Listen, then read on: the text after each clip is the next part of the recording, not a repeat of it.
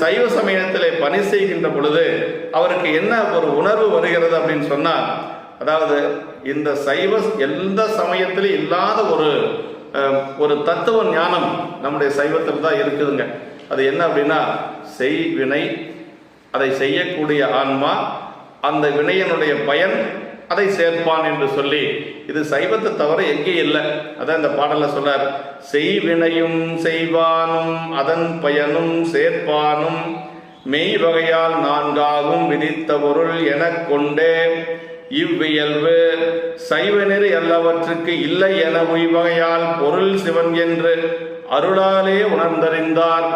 அது இதுக்கும் திருவருள் தான் துணை செய்தது.